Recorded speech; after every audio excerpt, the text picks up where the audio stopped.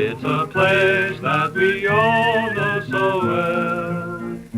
It was there that we gave of our manhood, where so many of our brave comrades fell.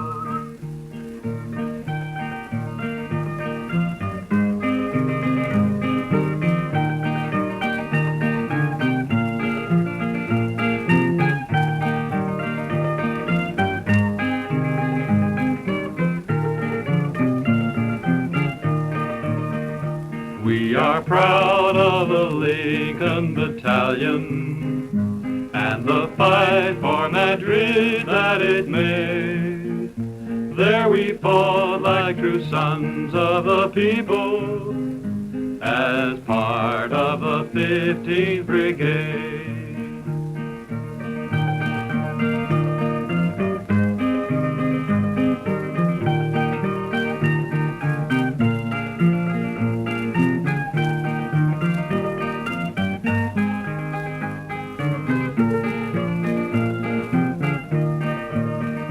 Now we're far from that valley of sorrow, but its memory we ne'er will forget. So before we conclude this reunion, let us stand to our glorious day. Viva la Brigada Internazionale! Viva l'antifascismo internazionale! Ahora, siempre, no pasarán! No pasarán! No pasarán! No pasarán! No pasarán! Salud y There's a valley república! in Spain called Jarama. It's a place that we all know so well. It was there that we gave of our manhood, where so many of our brave comrades fell.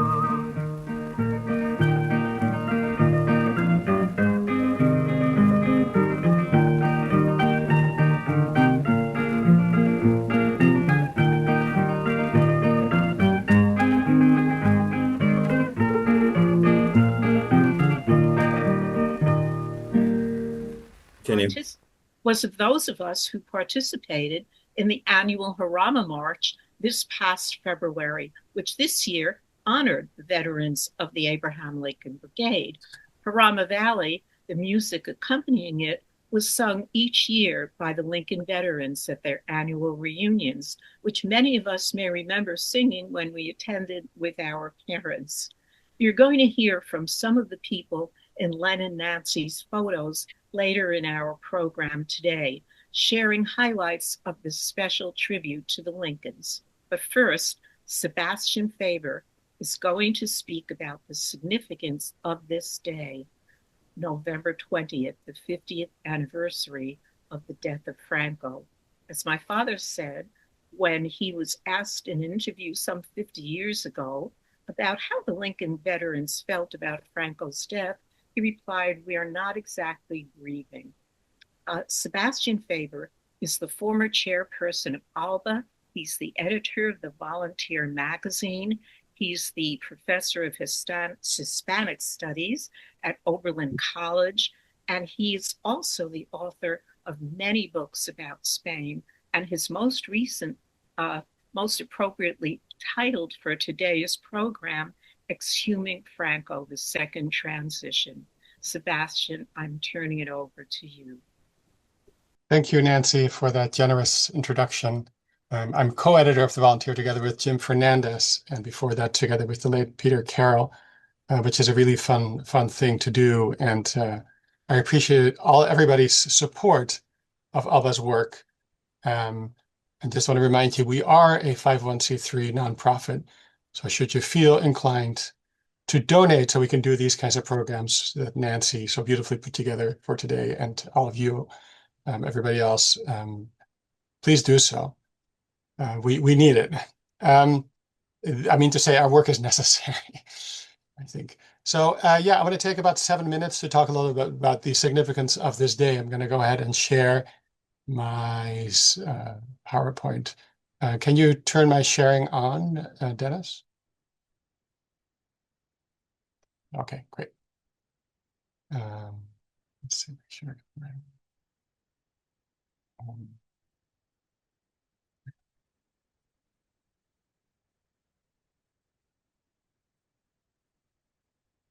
so the 50th anniversary of Franco's death is as good a moment as any to talk a little bit about what is left of Francoism today. How has Spain processed it?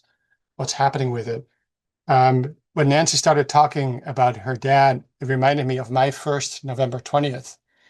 I was a student abroad in Spain in 1992-93, and November 20th, 1992 found me on the Plaza del Oriente in Madrid, um, where I was told that something was going to happen. I didn't know what it was. And there was this huge crowd of people. And there were stands and people were selling literature.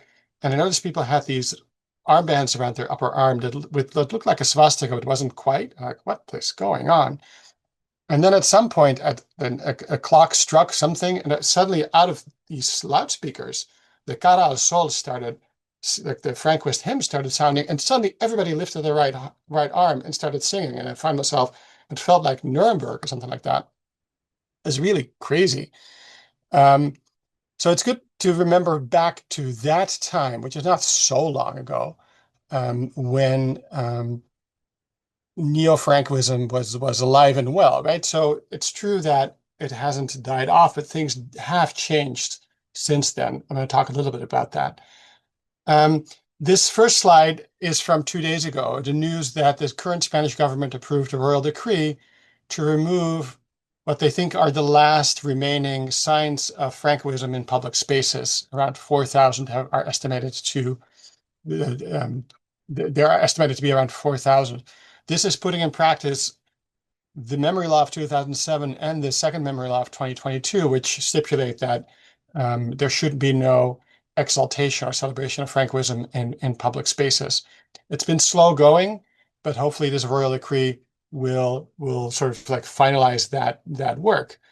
At the same time, though, earlier the day after yesterday, El País came out with a poll that aligns with the article that the New York Times ran today, which is about the way that Spaniards today think about Francoism, remember it, what kind of feelings they have about it, and what they know about it.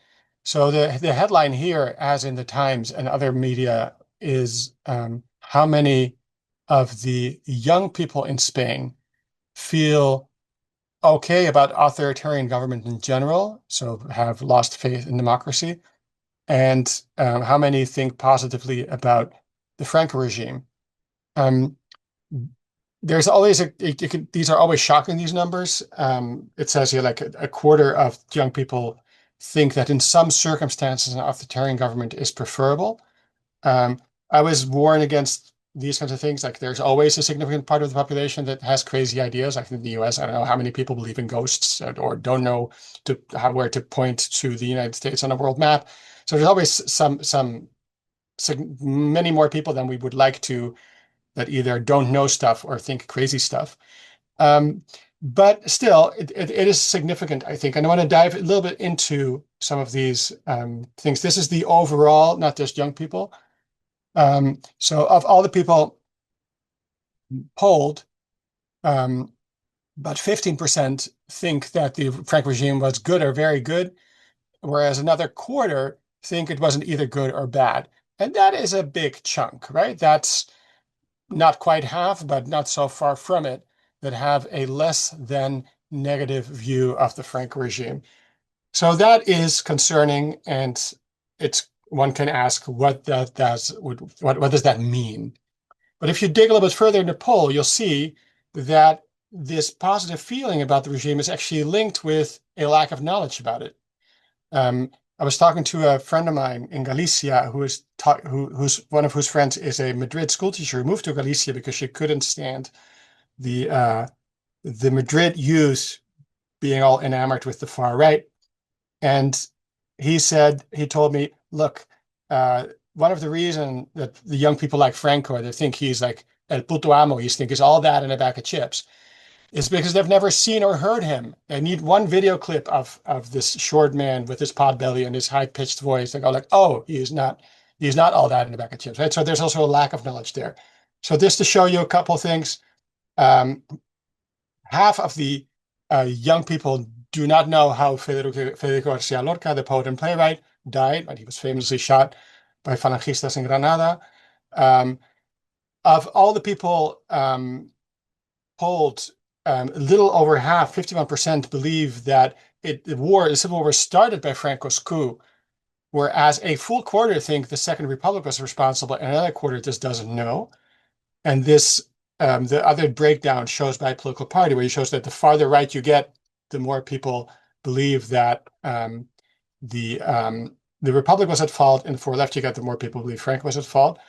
This is one which of the two sides killed more people. That has been well established and well researched by Paul Preston and many others. 43% believes what the historians have proven, that the nationalist side killed many more people. But here you also see that if you go to the far right, like the right and the far right Pepe and Vox, only 22% of people believe that. So I'll leave that here. So this is just to show you a couple of sort of that to make the point that the views of the Franco regime are tied to, as well as to a lack of knowledge about the Franco regime. Now, despite the fact that people know little about it, you could argue that many things are still present from the regime in Spain today. Not only those 4,000 monuments and street names and things like that, but also structures, like the structure of the judiciary, the structure of universities to some extent, the way people think about Spain and its history, the way people behave. There's all kinds of continuities between the Franco regime and the current democracy, which of course have to do with the fact that the current democracy was built on top of the current regime. It evolved from the current regime. There never was a clear break between the Franco regime and post-Franco democracy, whereas there was a very, very clean break between the Second Republic and the Franco regime in every single way. So current Spanish democracy, including the monarchy, come out of Francosm to some extent. So it's not surprising there are still remnants. The symbols, those 4,000 symbols, are the most visible. Second in line would be, I think, the mass graves that we've all read and heard so much about, right? The victims of right-wing violence that occurred mostly during the war that have only been started to be reburied in the last 25 years. Estimates say that so far in the past 25 years, about 17,000 bodies have been recovered, with another probably 12,000 spread across the country in mass graves. The memory laws that the progressive government adopted, admittedly, aim to do something about that. And there are other things that the Spanish government wants to change in terms of the legacy of Francoism. The symbols are one of them. Giving more rights and support to the victims is another. Just last week, the government moved to make the Franco Foundation, which is dedicated to defending and promoting the ideology and the legacy of Franco. That is going to be made illegal now, finally, in Spain. So things are moving ahead. But there's a flip side to that story. One is that the changes that the central government tries to implement in all of Spain encounter heavy resistance at the local and regional level in all the cities and regions where the right governs. The region of Madrid is an example. The city of Madrid is a great example. The region of Aragon is an example. The region of Castilla y León. So their regional governments simply refuse to implement these changes that are included in the national central memory laws, and sometimes try to revert changes that were made by previous governments. So there's significant resistance at the local and regional level. And then my final point is that there are some areas where even the current progressive government just doesn't want to go, or thinks it can't go. One is the amnesty law, the 1970 amnesty law that still today blocks any kind of judicial route to justice for the victims of the regime and their family members. So much so that as you maybe know, a group of victims has successfully turned to an Argentine court under universal jurisdiction to have their demands for justice met. Another sticky, prickly topic that the Spanish government is hesitant to go is monetary reparations. The Franco regime, among many other things, expropriated Republicans to a massive degree, houses, land, money, companies. And even though the last memory law from 2022 stipulates a commission to write up an inventory of these expropriations, whether or not those will be translated eventually to any kind of economic compensation for individuals is highly questionable. It's very unlikely. Finally, there's the asunto pendiente, the still work to be done in the field of education, where the curriculum, the new memory law calls for educational change, but that's a really hard fight to fight, in part because the way that history in particular is taught in Spanish secondary schools is pretty traditional and rigid, where they have only a single, the would be the equivalent of whatever it's called 14th, no, whatever, I forget how many grade, 10th grade, the equivalent of 10th grade, I guess, is dedicated to world history from 1700 to the present, or maybe 1789 to the present. And there somehow 20th century Spanish history has to fit in, which means that in practice it ends up at the end of the year. There might be not enough time. And even when it is taught, it's often taught in a kind of a rote, superficial way with little opportunity for students to engage with the material, to do their own research, to engage in debate about the connection between past and present. There are plenty of individual teachers that we have contacted and that come to our events who do things much more innovatively and creatively in their individual classes. But structurally speaking, there's a lot of work to be done. And ALBA has engaged with the Spanish government. We wrote a curricular guide based on about the international brigades, and particularly the Lincoln Brigade, to get that in Spanish classrooms. But there's a lot to be done there, as you can tell from the polls that I showed earlier, right? The lack of knowledge that people have of the war. And I'll end with this thought. As is the case in the United States and elsewhere in the world, the educational system is fighting a losing battle against other sources of information, especially social media, where disinformation has plays the entire field and wins out often. So there's a lot of work to be done, and the government in Spain can only, or wants to do only so much. So that's a little bit my summary of the situation today. Presentation. Thank you, Sebastian. And what better way to mark the occasion than by sharing our experiences on the Jarama March, honoring the International Brigades. Please put any questions or comments you have in the chat box below, and we will attempt to answer them after the presentation. I also want to congratulate today both those of you who are participating in our program, as well as those of you in our audience who have obtained dual Spanish citizenship as part of the law of democratic memory, which grants it to those descendants of the International Brigades who defended the democratically elected government of Spain against the onslaught of world fascism. As La Pasionaria said in her farewell address when the International Brigades were leaving, she said, "When the olive tree of peace is in flower, entwined with the victory laurels of the Republic of Spain, return." And many of us returned this year in February when ABI, the Amigos Association of the International Brigades, honored hundreds or hosted hundreds of anti-fascists from all over the world in order to march through the Valley of Jarama, which was one of the key battlefields in the Spanish anti-fascist war. This year, the 17th commemoration of the Battle of Jarama was dedicated to the volunteers of the Abraham Lincoln Brigade.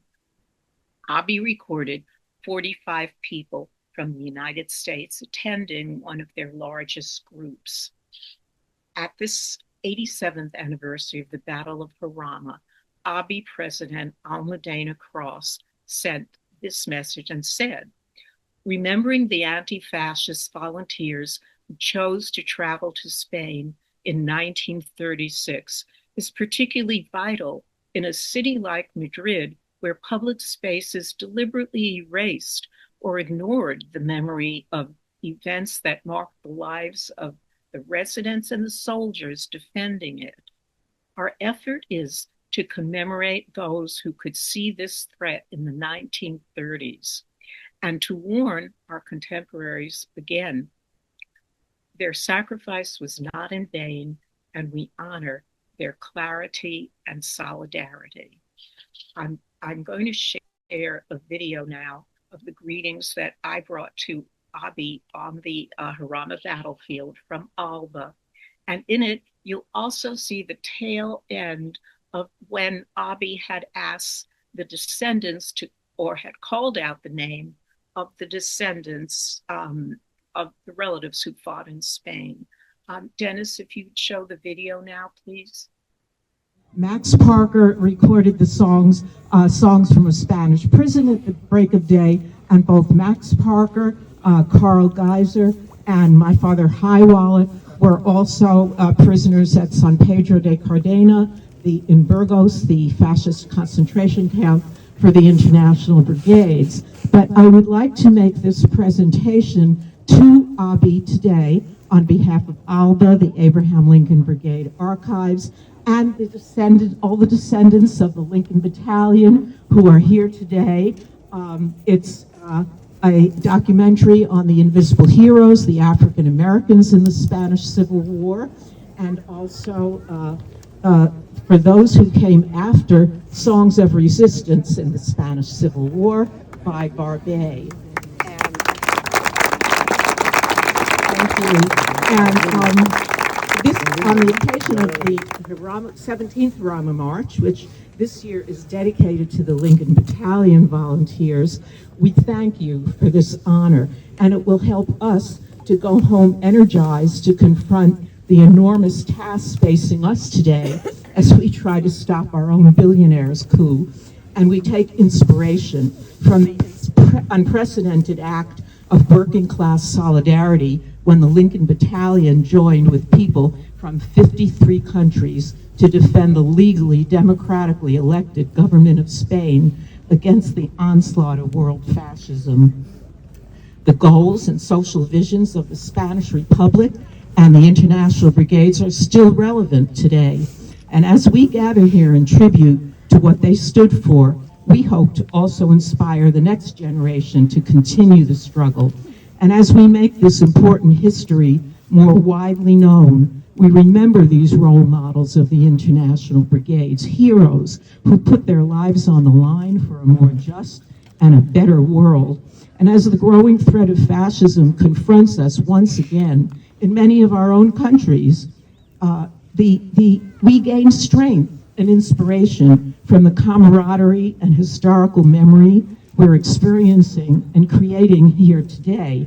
So we raise our voices against fascism, past and present. La lucha continua. Thank you. These are the people from our group who will be sharing what the march meant to them in this order.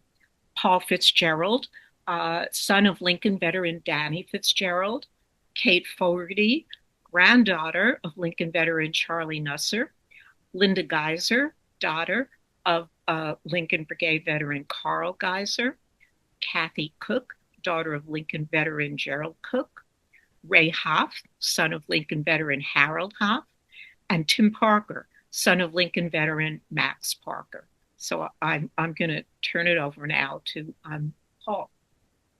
Hey. Well, I felt very fortunate to participate in this annual event honoring the Abraham Lincoln Brigade in particular this year. My father, as Nancy mentioned, Daniel Fitzgerald, left the University of New Hampshire, an 18-year-old sophomore, to fight with volunteers from around the world, united to defeat fascism. This gathering honoring American volunteers was particularly meaningful for me since we had a large intergenerational family delegation. Our family members included my brother and his wife, his son and wife, along with their young daughter. And also joining us were my brother's daughter and my son. We marched with a large crowd, which you just saw pictures of, to the Jarama battlefield. It was moving to be with the people from many countries, honoring the lives and sacrifices of the volunteers whose bravery stopped the fascist onslaught at Jarama. A highlight of the Jarama celebration, I thought, was the welcome extended by the mayor of Madrigueras, the town where the Lincolns trained during the war.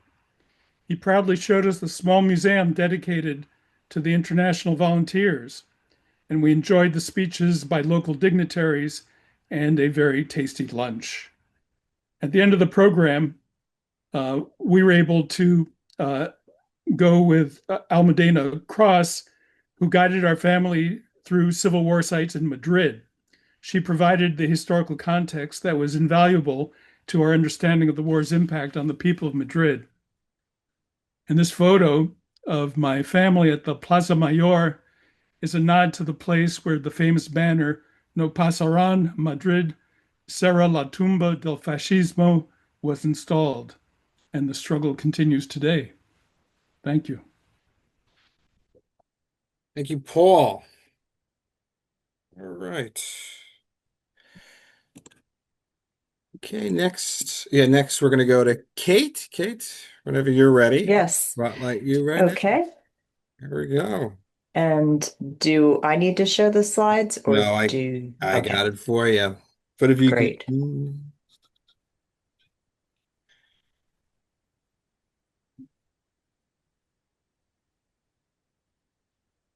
Would you like me to start while yes, okay. absolutely. So the Jarama March 2025 event to me was about memories made through music of the Spanish Civil War and the people I met there and the people who represented as descendants of brigadiers and Abi and Alba.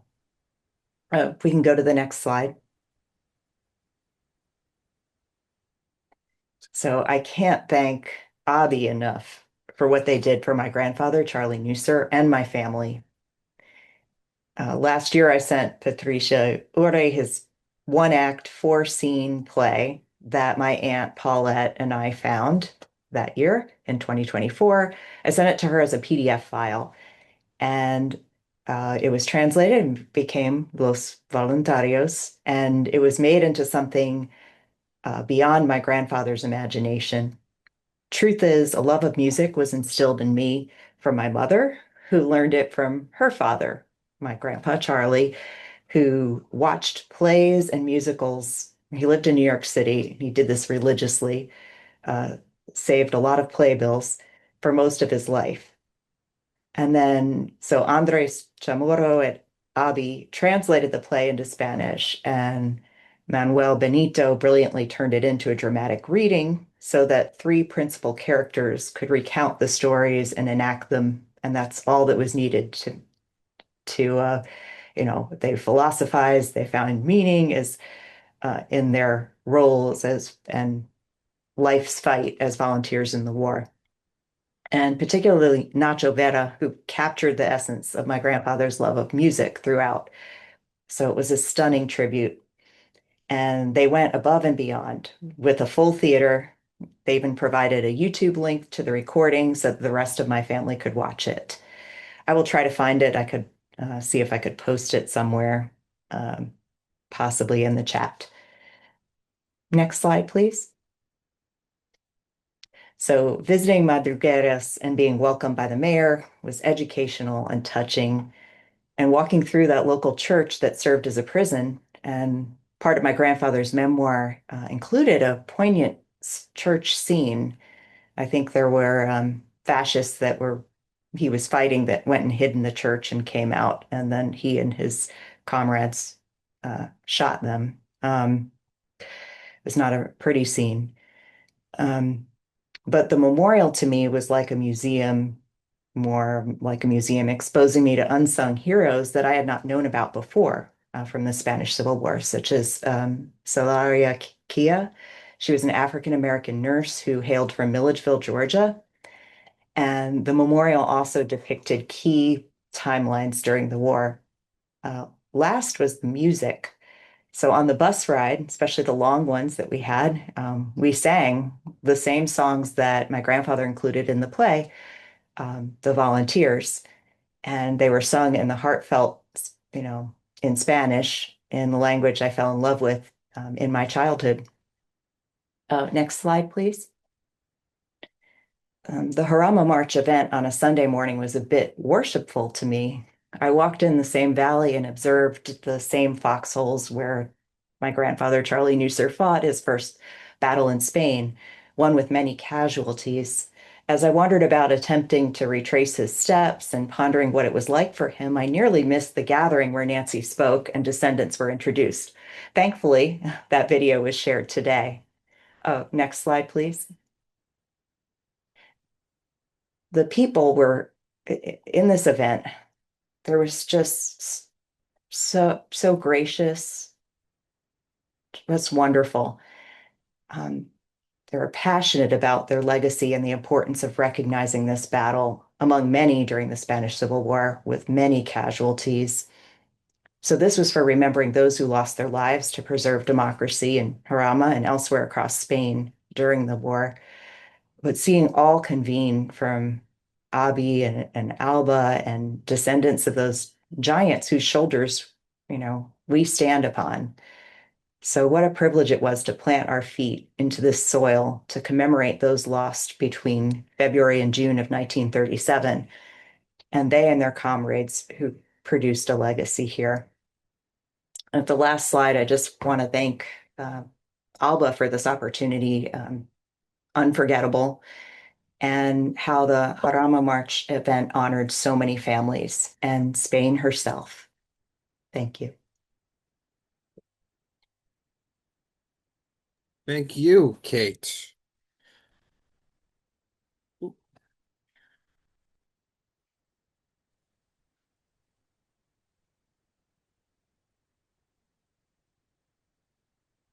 Okay, we have up now Linda. Linda, are you going to go ahead and spotlight you for everybody so we can get you going? Hello, everybody. Really pleased to be here to share some slides from my family members who attended the Jarama March. And I think I'm ready if you can bring up the slides. Absolutely.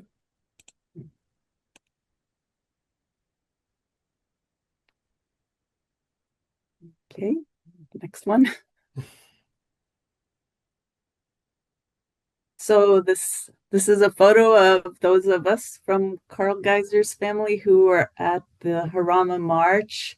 My father, Carl, was a member of the Lincoln Battalion, and he went there at the age of 26 to fight in Spain. And miraculously, considering he fought in multiple battles over the course of a year with the Lincolns, was captured by Franco's troops and imprisoned for 13 months in a concentration camp, survived to live to the age of 99.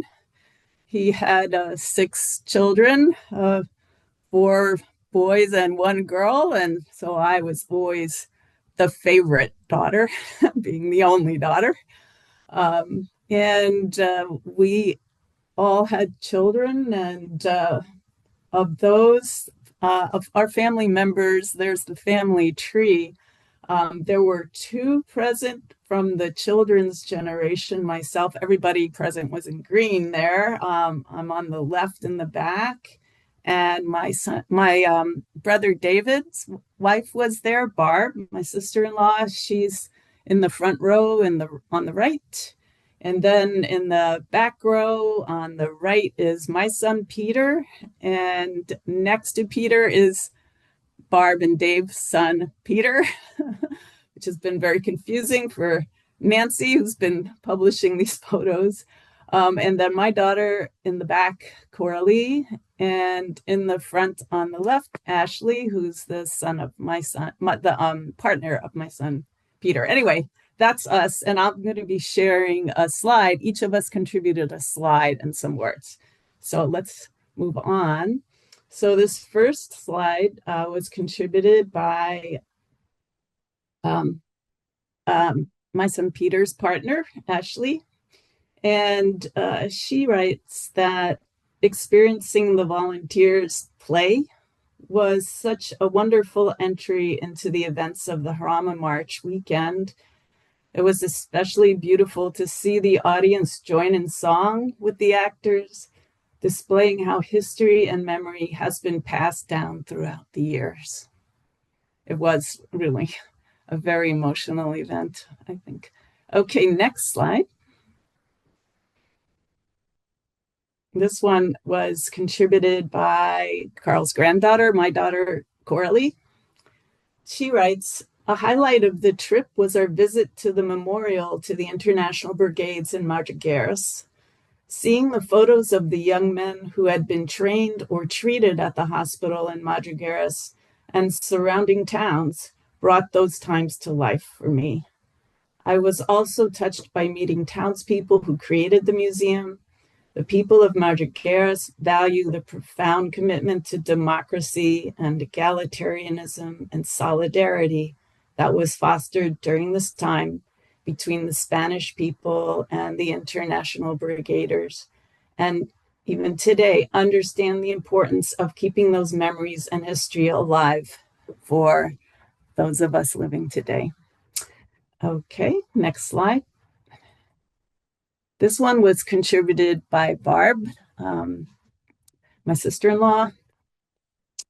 She wrote, how wonderful to see the next generation learn and appreciate the commitment of their ancestors to fight for democracy and against fascism. Sadly, the fight continues around the world, but fortunately, meeting others from around the globe who also care about these causes gave me hope and reassurance that we are never alone. And this is a photo. It shows Ashley in the front and then Peter Geyser holding the blue flag and Peter Backlund with the sunglasses. And I don't know who that is holding the flag in between them. And that was during the Jarama March itself that we reenacted for the year. Okay, next slide. This one was contributed by Peter Backlund, my son. It was incredible seeing the number of people from all over who came to attend the Jarama March and keep the memory of what happened there alive. It was a great way to honor the men and women who fought to protect others against fascism. Okay, next one. I contributed this one, and this is my son Peter posing with a commemorative wreath to the members of the Abraham Lincoln Battalion. We learned how valiantly the Americans fought here in the Jarama Valley, and you know, it was so profound because there was such a substantial loss of life among the Americans. They endured a lot for months to protect Madrid from the fascists. My biggest insight of the trip, and we've talked about it a lot already in this presentation, is the fragility of democratic memory. And you know, more than ever in my life, I now really understand the critical importance of organizations like the Amigos in Spain and ALBA, and the incredible courage of the Americans and the other international volunteers and the people of Spain who fought against fascism in the 1930s. I truly hope that Americans today will also have the courage to resist the rise of fascism in America, and that we can be successful at that without the violence and incredible suffering that occurred in Spain. nor that it will require us 40 years to do that. So one of my contributions, and I'm really grateful for the help of Nancy Wallach in this, and also Alba and the AABI, is to republish my father's book, Prisoners of the Good Fight, which was about the experience of the Americans who were imprisoned by Franco, and tells how they maintained their courage and also fought fascism from a position of being prisoners. So it's an incredible story, and I also want to see it translated into Spanish so that it can be part of the memory, of rebuilding the memory of what happened in Spain as a way of helping us, guiding us today. Okay, I'm almost done. I know I'm taking too long. Next slide. So this one is contributed by Carl's grandson, Barb's son, Barb and Dave's son, Peter Geiser. And he stayed a day after we all left, and he wrote that on my first day alone in Madrid after visiting with my family, and they were all on their way back to the United States, I went to the Reina Sofia Museum to do some sightseeing and experience more of the amazing culture in Madrid. Little did I know that in a small room next to the Guernica, I would find this photo of 14 American POWs being released. I'm almost crying just reading it. He said, I immediately began to cry, realizing that whether or not my grandfather was in this photo, which he's not, that somewhere in the world there was someone just like me whose ancestor was in this photo and alive today, living, I'm sorry, I'm breaking up here, living in a better world because of their father or grandfather's sacrifice. Very emotional. Okay, next one. This is the last one. And this is the most astounding photograph. And this was not something that happened in Spain, but Nancy and I and one of my cousins, we went to the opening gala for a photographic exhibit at the Tenement Library. For those of you in New York, I very much recommend it. They have recently acquired and digitized 35,000 photos from the Daily Worker and the Daily World, and they had blown up and mounted about 50 of those photos in the halls of the entrance to the Tenement Library. And I was walking around looking at them, and I was absolutely amazed to find this just incredible photo of this just moment in time when, I mean, how could somebody be so prescient as to just capture this moment? This is the Americans who were imprisoned in San Pedro by Franco, coming home, arriving in New York Harbor after 13 months of imprisonment. My father is in this photo. There's a little blue arrow. You can see him. And in the back behind them, you can see the Statue of Liberty. So this is their moment arriving home after that whole experience. So anyway, it's hanging there at New York University, and you can go check it out if you like. That's my last slide. Thank you, Linda. Well, I think one thing the Len and Nancy Sally asked me to add this last slide to the thing, which I think is there you go. Oh, that is really fun. Now that was a while ago, and there's Coralie on the left, who was there in Spain with us, and Peter with the hand raised, who was the one posed in front of the memorial, sign for the Jarama March, and me, and there's Carl, our Lincoln volunteer with the black cap on, and our friends Tibby and Nancy Sue. So Oh, and sorry, Corley and Peter's dad, Paul, right there. Okay. Thank you, Linda. Mhm. Okay, Kathy, I'm going to switch on over to you whenever you're ready. Okay, hi, I'm here. So Dennis, can you show the first two photos of my father in Spain? I can indeed. Okay. Hello, I'm Catherine Cook, daughter of Lincoln vet Gerald Cook. Here are a couple of photos of my dad in Spain. My father died young, age 62, but I carried his legacy as a vet throughout my life. I've been connected with Alba on and off over the decades. I attended a few annual Alba galas in New York City, and I cooperated with Alba in providing information about my father's childhood, background, and family. After the experience in the Spanish Civil War, he went on to fight fascism in Europe and Asia during World War II. Okay.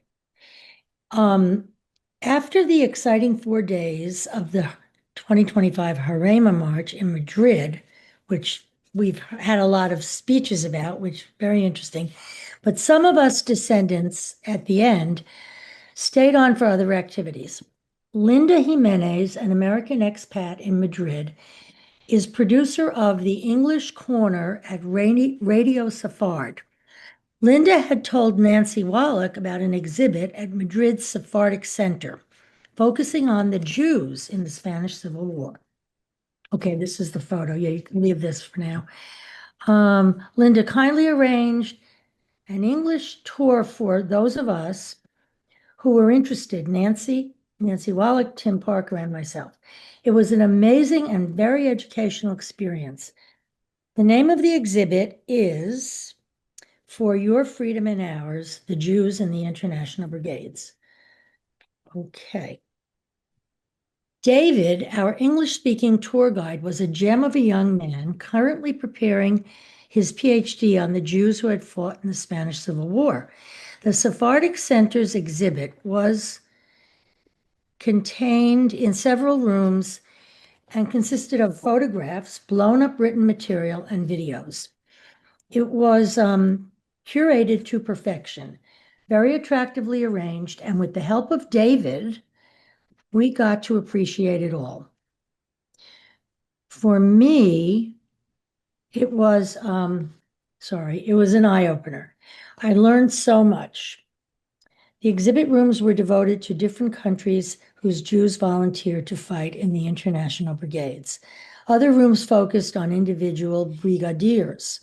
1/3 of the 3,200 Lincolns were Jewish.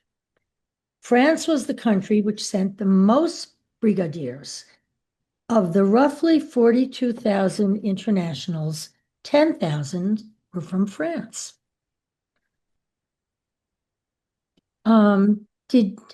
Dennis, can you show the photo of me, Nancy, and David? Right, there's our wonderful guide. Okay, thank you. There were other interesting facts about the many countries whose citizens were brigadiers. We learned how, at the time of the Civil War, Spain had no Jewish citizens. And even today, the Jewish population of Spain is very, very small, the long arm of the Inquisition. However, during the Civil War, Jews were prominent in Francoist propaganda. Dennis, you can show that poster. Yeah. Jews were prominent, even though there were no Jews in Spain, they were prominent in the propaganda material, like posters which showed Jews alongside Masons and Marxists as the enemies of Spain. Jews, always the scapegoat and enemy. We learned about Jewish brigadiers from Bulgaria, Hungary, Poland, Switzerland, China, Japan, Abyssinia, Bolivia, Iraq, New Zealand, and Palestine, to name just a few of the more than 50 countries who had brigadiers fighting for the Republic of Spain. So now can you show the next, sorry. A veritable Tower of Babel. of international like-minded people who fought for democracy and justice. Fun fact, in 2015, the Spanish government passed a law granting Spanish nationality to the descendants of the Sephardic Jews expelled from Spain in 1492. The law dedicated to historical reparation recognized the Sephardics around the world as Spanish. It also recognized the Sephardic language, which is, I believe, a dialect of Spanish, as well as the Sephardics' enduring cultural bond with Spain. This fact is displayed in a written exhibit at the Sephardic Center called Memoria. Nancy, Tim, and I left the exhibit and had a delicious lunch at a fabulous vegetarian restaurant with Linda and her daughter, Sarah, reliving the highlights of the exhibit where we were so warmly welcomed. Thank you. That's it. Thanks. Thank you. Thank you, Kathy. Right. Ray, whenever I'm going to spotlight you and pull up your slide. I hope you can hear me. Loud and clear. My name is Ray Hopp. I'm the son of Harold Hopp. I'm living in Victoria, British Columbia, so I give you a salute from the 51st state, only being a little cynical about that. I want to take a little bit of a different tack. You see how emotional everybody gets when they talk about their own family members. There are a lot of people on this call who probably don't have any family members or are trying to understand more why we were so interested in this march. The point is that if you find a single person that you can understand why they went to Spain, or the areas in Spain, in Madrid, for example, that mean something to you, that's going to bring the study of the Spanish Civil War closer to you. And I understand there's some students who are going to be on this call. I'd encourage you to go on the ALBA website and go to the browse tool for the volunteers and pick a volunteer and understand why that man went to Spain. And there are 2,700 people listed there. I think that would be a very useful way for you to put a face on the reason that people volunteered to go to Spain.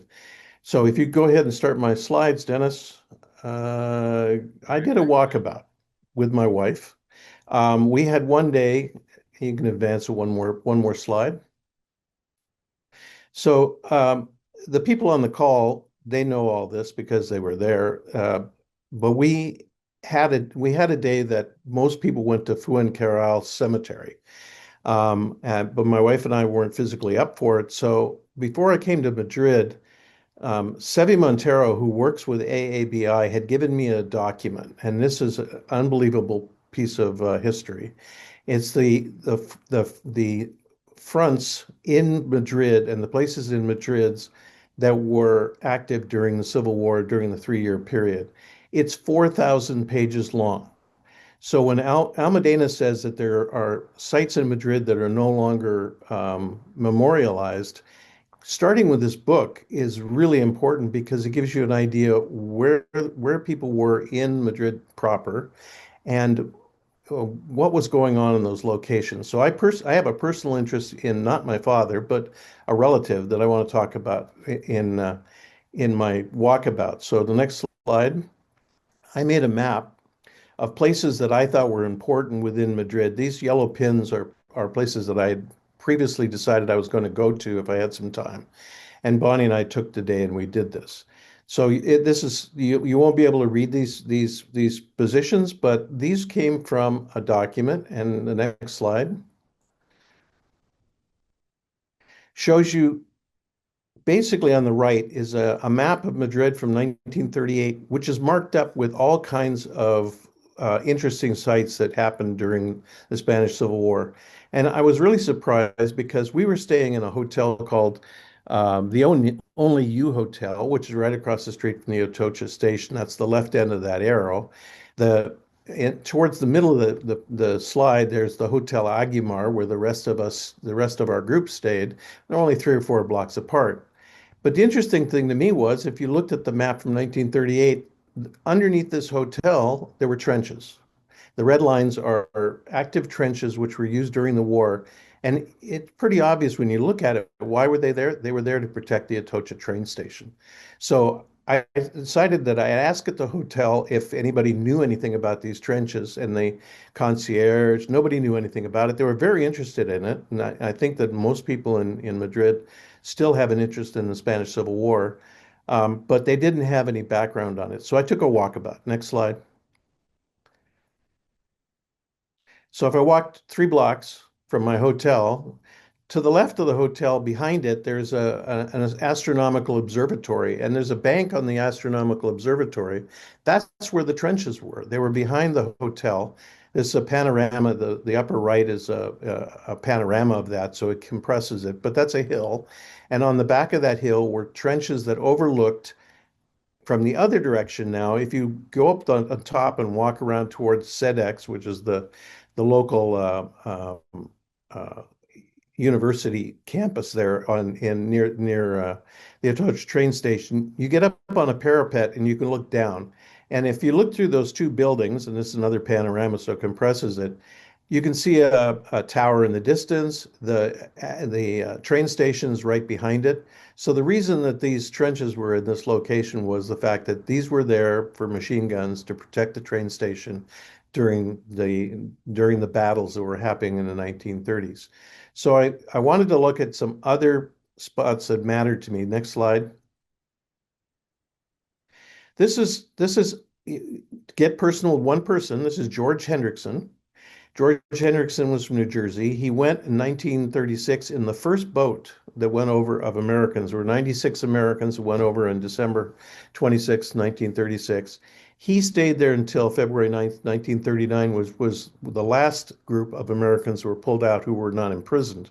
So he had one of the longest tours in Spain of anybody. Turns out he's my cousin's father-in-law. He was at Jarama. He got lost in the pay lists until about fall of 1938. So when I tried to figure out where was George all this time, there was very little documentation. I knew he was a radio operator in Madrid in May of 1937, and so I figured that he's going to be in some location in Madrid. And luckily, last year, I was given a document by a colleague who works in Belgium, who gave me a letter from George Hendrickson to his bosses, basically to the commissariat, who were the people who were providing smokes and soap and things to the troops. And you can't read this, but at the bottom, he gives an address. Now, I don't know how this got through the censor because you don't give addresses out of where you are in Spain, but it was 19 Calle de López de Hoyos. And I said, what the heck is that? So I went back to this document that Sevi had given me. Next slide. And turns out it's a very interesting place. This is 19 Calle de Hoyos. On the right end of that arrow is that little building right there. It's on the grounds of the French embassy now. And at the time in 1938 or 1937, it was also there and it was marked. And it was marked at the left side. You can see that there were a couple of trenches near it, so it was being protected. But it was also in an area that was obviously well-to-do. The Embassy of France has taken over that building. They're still there. The ambassador to France lives in 19 Calle de Hoyos. I tried to get in. My wife and I tried to get in this building. I was told by Almudena we would never get through the fence. And so we rang the bell and we got faced off by two Guardia Civil who came out very nice and told us to get lost. And the next slide shows you, if you go to the next slide, there's the same spot. It's labeled on one of the maps as Cheka, which Czech, for those of you who understand the Russian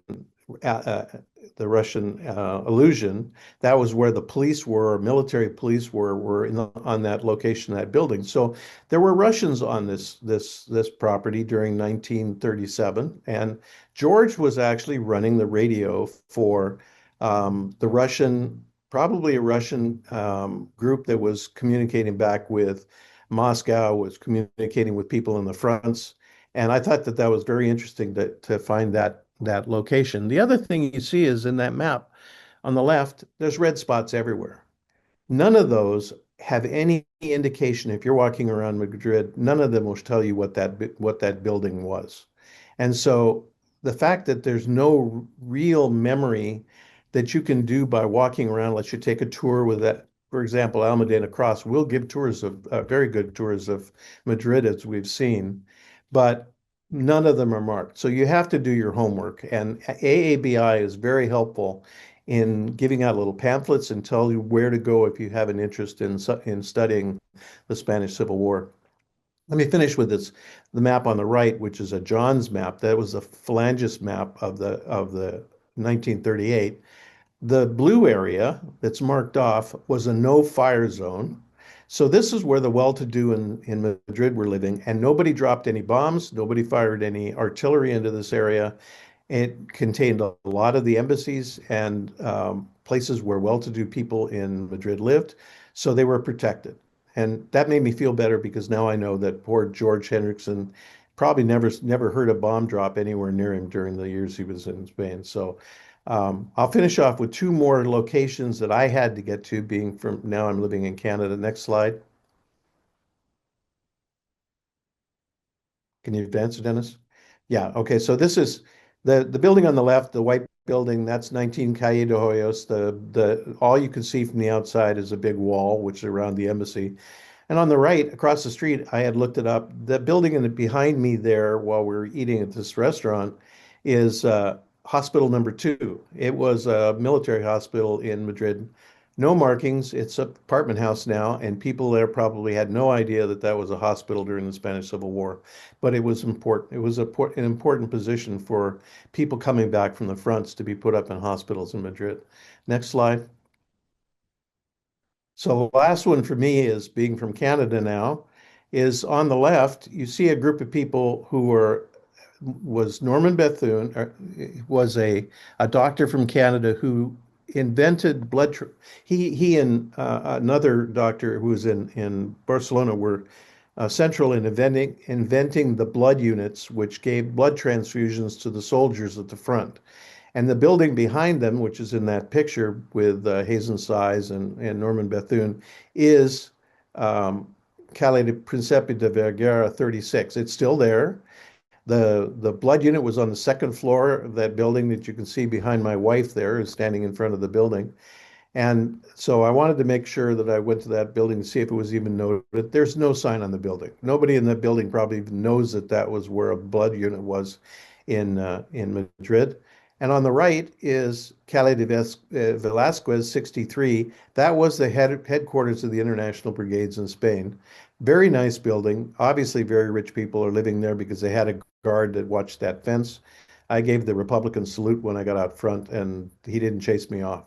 But anyway, it was the walkabout to me was important because I got a chance to see some sites that I knew were there that I wanted to get to. So thank you. Thank you, Ray. All right. I think now we'll go to Tim Parker. Tim, are you ready? Here we go. I'm gonna add your. Here you go. Thank you, Tim. And we'll pull up if you want to introduce yourself while I pull up the your presentation. Okay, well, hello, good afternoon. I'm Tim Parker, and I'm the son of Max Parker. He was a Lincoln vet who was in the motor pool in the Lincoln Brigade.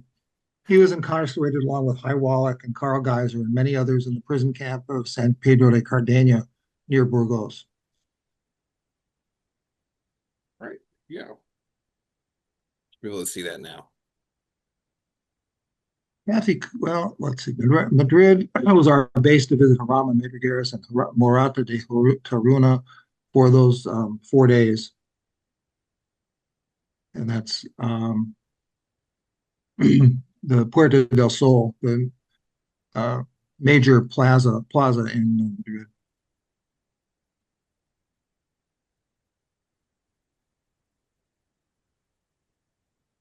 Charlie Nusser's play was presented in an interesting historic building.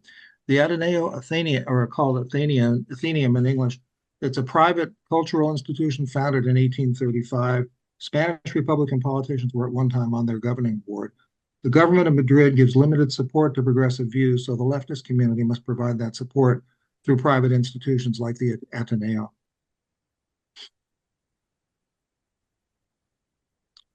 The Jarama Valley battlefield is huge, and this year the group visited the site where the American command was placed.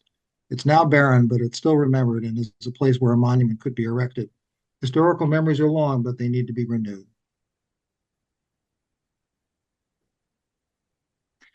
The museum, which we earlier looked at with another presenter, is the Jewish Museum, and they had a really excellent display about the international brigades, including a page about one of the American brigaders.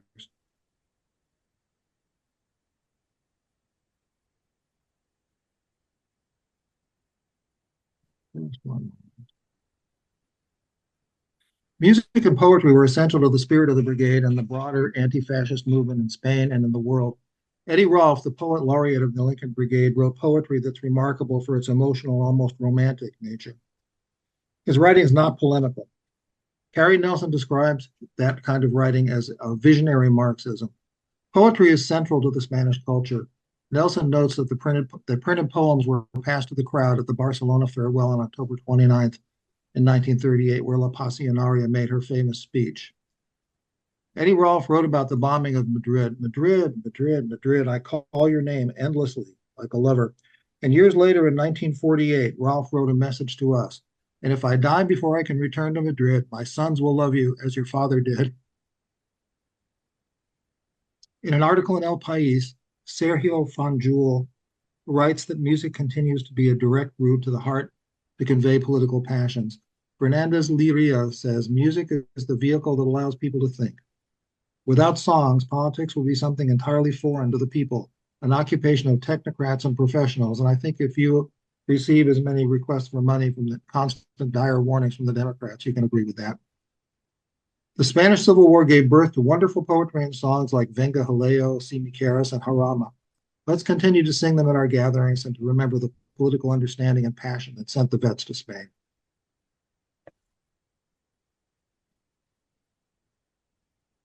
Thank you, Tim. Okay, great. Nancy, I think we're going to go back to our host, Nancy Wallach. Okay. What a pleasure to travel with all of you and to relive these experiences now. Our final presentation is, before we address your comments or questions, is by Anita Cariff, and she is the cousin of Morris Tobin, also Lincoln Brigade veteran.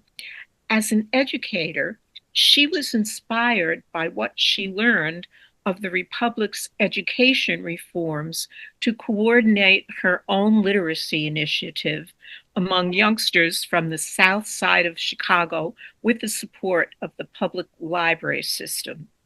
And I say at our last presentation, we consider not so much a conclusion, but a way to move forward with the future. And these youngsters are one part of our future and a way to move forward with it. Anita, I turn it over to you. Thank you. Hi, everybody. My name is Anita Cariff, and I'm speaking today in honor of my cousin, Morris Moish Tobin, who is a member of the Abraham Lincoln Brigade. And he sailed to France in February 1937 and arrived in Spain in March. He served in the 15th Brigade and was wounded at Brunete. He was captured at Belchite in early April 1938 and was imprisoned in the San Pedro concentration camp until the end of August 1939. In the book Men in Battle, Alva Bessie described Moish as having guts of cast iron. I didn't know him well, but my mother loved and admired him. Indeed, he lived an honorable and admirable life, and he died much too young. I've always been interested in the Spanish Civil War and inspired by the unselfishness of the international brigades, by how people from all over the world were moved to participate in a fight that wasn't directly connected to their own family or their own tribe. And what accounts for that? I think it's because they understood the class nature of society and what defeating fascism meant and why that was so important. Over the past few years, as my son and his family moved to Spain, And as the United States moves ever closer to fascism, my interest in Alba has grown to the point where I started actively participating in its activities and contributing financially. Especially in the last year, every time I read the volunteer or the online newsletter, I feel less hopeless and more grounded.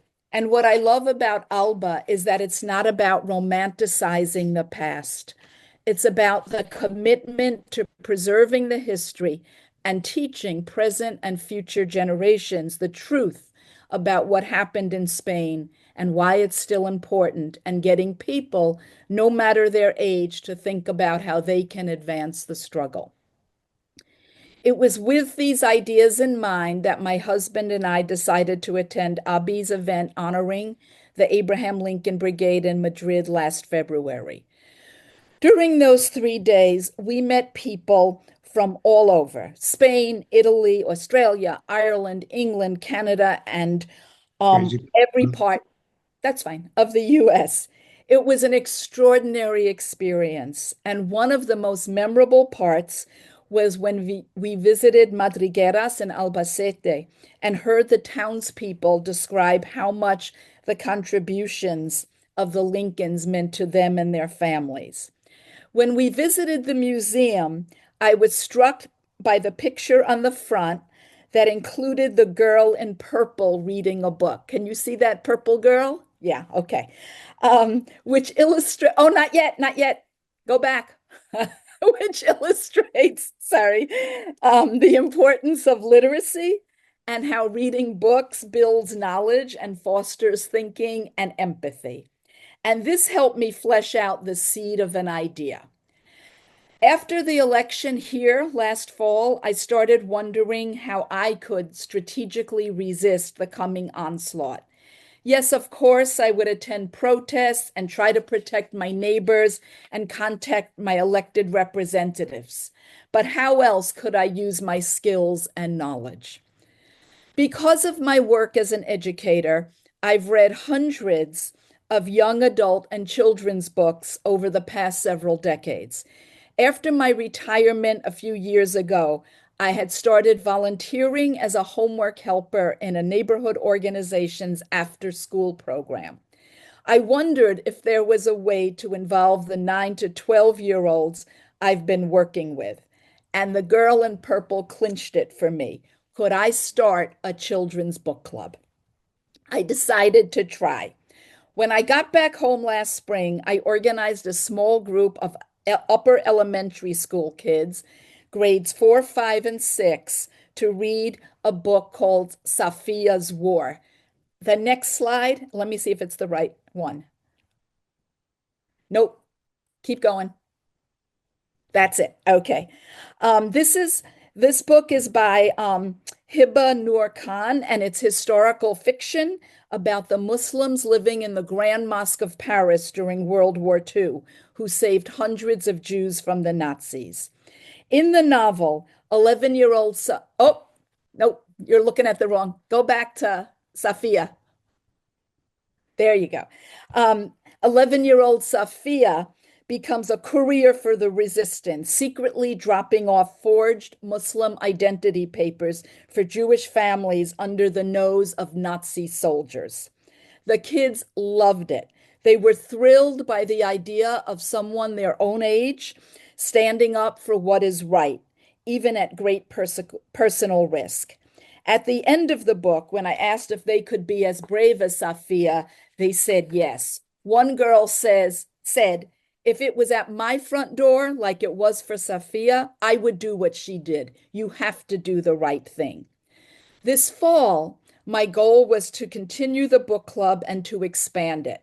I led 2 groups, one at a branch of my local library and the other at the neighborhood after-school program.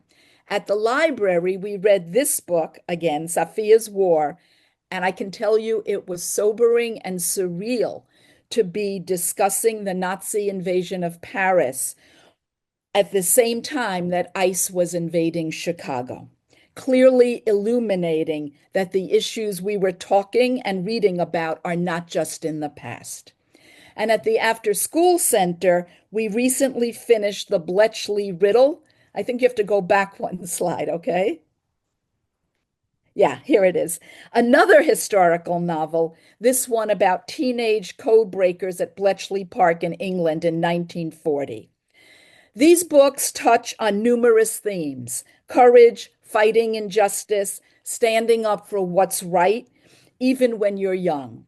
My goal is to continue meeting with these kids and guiding them through reading and discussions.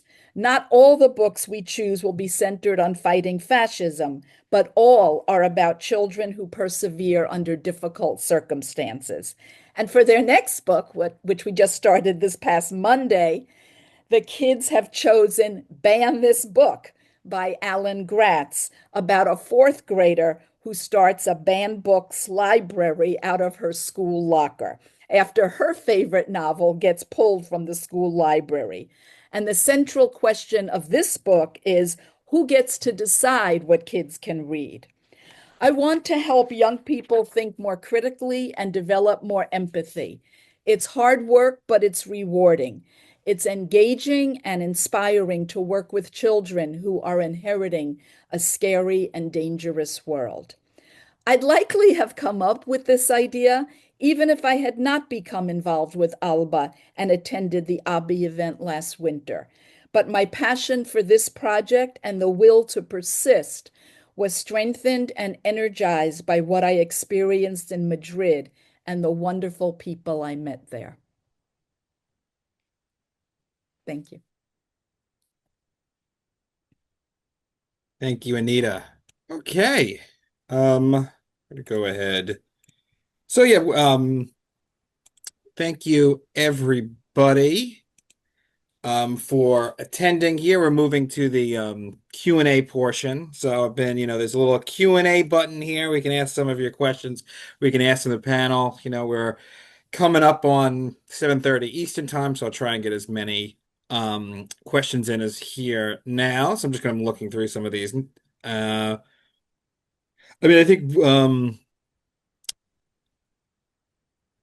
think I have my first question we'll ask is from Colin Markhamson, who is asking Anita, Anita, how do we share with education so students could learn more about to participate in your book club? I have a lot of teacher friends who live and teach around the Chicago area. So first, Anita, to you. And if anybody has any other questions, please put them in this Q&A, the Q&A tab, and we'll get to them. So. Sure. Colin, can you give me like an email address, some contact information, and I will reach out to you and we can talk about that. You can email info@alba-valve where you got your tickets, and then we can connect you. Okay, great. Got it. So let's take a look. Anybody else? Okay, this is a question I think I'll push to the panel, because I kind of know the answer to it, but it's interesting to hear it from people who are involved like yourself. Sarah Cohen here asking, is it battalion or brigade? I think there's a historical question there, so I'll kick that to the panel, whoever wants to sort of answer that. I think it's sort of interesting for people who don't know. I'll take the question. It's a battalion. The Lincoln Battalion was a battalion, about 600 or 700 men at any one time in the international brigades. The international brigades had a number of independent brigades. The 15th Brigade was the English-speaking brigade, and it had the Lincoln Battalion, it had the Washington Battalion, it had a Spanish battalion, and it also ended up having the Mackenzie Papineau Battalion, who were from Canada.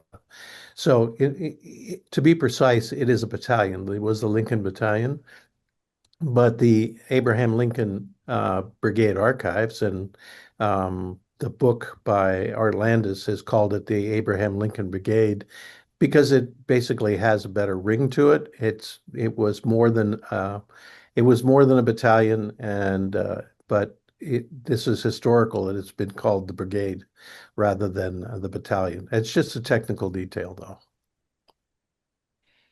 Great. Thank you, Ray, for that. Let me just see. myself here.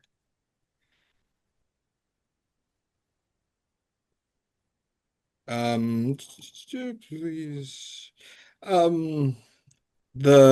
Please put your questions in the Q&A tab. We can get to them now. Less of a question, more of a comment for those of you who did go to the Sephardic Center in Madrid. Linda Jimenez here says there's a big exhibit on the Marxist Masonic Jewish conspiracy, which Kathy mentioned. Does anybody have any additional feelings on that exhibit besides what they put in their presentations? I know several of you attended, as we saw in our presentations here. I'm sorry, did they want us, those of us who saw the exhibit, to add any comments Sure, about yeah. it? Yeah, that's what I'm saying. Okay. Interestingly, a couple of things that I remember from the exhibit. First of all, we bumped into some people who were descendants of the what would you call them? The partisans who hid in the forests in Eastern Europe, and they were viewing the exhibit, if you remember, which was kind of exciting to meet them. But also, interestingly, as Kathy mentioned, the Sephardic Jews, of course, were expelled from Spain, but they said that the few Jewish people that they did have in Spain came to the Republic when they were, and they would be Ashkenazi, not Sephardic, when they were fleeing, the Nazi countries, and so those few who managed to remain in Spain today are actually Ashkenazi Jews, and again, I know a niece of one of the people who fought in Spain. She's Sephardic, and she did receive the citizenship when they granted it to Sephardic Jews. And just that we were so thankful that Linda Jimenez, whom Kathy mentioned, arranged for an English, private tour for us when they heard we were descendants of people in the brigades, because the exhibit did not have an English translation or any headphones for it. And I just thought I would also add about the question about the brigades. At one point, I guess when the Lincoln people returned, for fundraising purposes, they felt the brigade sounded a bit more dramatic in terms of getting people to contribute. And that's kind of when the term brigade came into fashion. And as Ray mentioned, it was English, the 15th Brigade was English speaking. It also included the people from England, Australia, Scotland, Wales. Thank you. Thank you, Nancy. Well, we're coming up on sort of the end of our time here, but I do see an anonymous attendee. So thank you to this anonymous individual. I think he asked a very good question that we could wrap on, that sort of do a rapid fire for all the panelists here feel comfortable asking. Since this is, the 50 years after Franco, many people here were maybe some of us were cognizant at that moment. So if you do have memories of that moment, how your family felt at that time, very briefly when you found out that Francoism had ended, we can probably, I think that would be interesting for the audience to hear as we say our goodbyes. So maybe we'll start with Nancy. How was the Wallachs feeling? I think I already mentioned my dad's reaction when he was interviewed, and he said, how do the Lincolns feel? And he said, we're not exactly grieving, so, I'll hand it over to the next person, and just want to thank everybody who stayed with us through all of this. And I think it was really worth staying through to hear everybody's comments.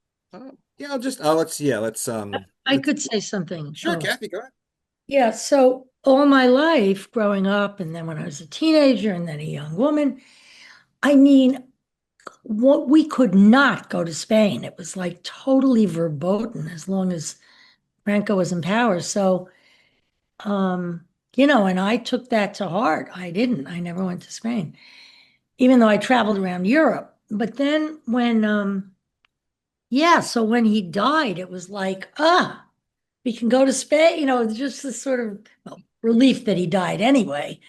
but it was like it opened up Spain for my family. Thank you. Thank you, Kathy. It was true that the volunteers and the International Brigades and the Lincolns, when they held their reunions, they did not hold it in Spain. I think one time it was in Bologna, Italy, and they would pick other countries. I think one time it was in the GDR. So it wasn't until Franco died that even the volunteers didn't go back to visit the battlefields and for instance, the prisoners reunited with the Spanish prisoners who were eventually released, which the Lincoln Brigade campaigned for, because at first amnesty went to criminals, but not to the political prisoners. But anyway, I just want to echo what Kathy said. Thank you, Nancy, Kathy. Anybody else on the panel want? Ray. Greg. Yeah, my dad is exactly the same. He said he couldn't go back to Spain as long as Franco was still alive. He heard Franco was dead, and next thing you know, he's on the phone to a travel agent. So he went back on his own, and right after Franco was dead, and so he used to enjoy listening to Chevy Chase on Saturday Night Live, reminding us that Francisco Franco is still dead. My grandfather, Charlie, as soon as he found out Franco had passed away, he pretty much went to Spain every year after that and did a lot of traveling. And he also took me when I was about 12, which was quite a memorable experience. So I was very fortunate.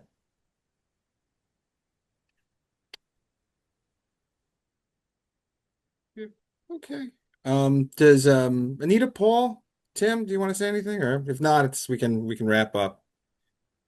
I can just say my family was sad about Franco's death, that my father, who had already died, wasn't around to celebrate. So, Absolutely. So, hi, everyone. This is Mark Wallum, the executive director. I just want to thank all of our panelists. I want to thank everyone for attending. Thanks for everything that you shared tonight. It was all very moving, informative. And let's make sure that we don't just use this as a look back, but that we use it as an inspiration to fight back today and going forward. So thanks everyone for attending. Thanks, Dennis, my colleague. Thanks, Sebastian, for the information that you shared, and to all of our panelists and friends. Good night. Thank you. Good night. Thank you.